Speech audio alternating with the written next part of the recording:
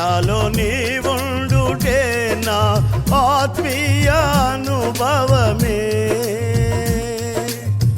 పరిశుద్ధాత్ముని అభిషేకముతోనే పరిపూర్ణత చెందేదా. నీలో నేనుండుటే నాలో నీవుండుటే నా ఆత్మీయ అనుభవమే. పరిశుద్ధాత్ముని అభిషేకముతోనే పరిపూర్ణత చెందేదా. ఆహా నా ధన్యత ఓహో నా భాగ్యము ఏమని వివరితును,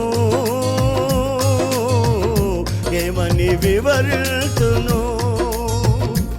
ఆహా నా ధన్యత ఓహో నా భాగ్యము ఏమని వివరితును,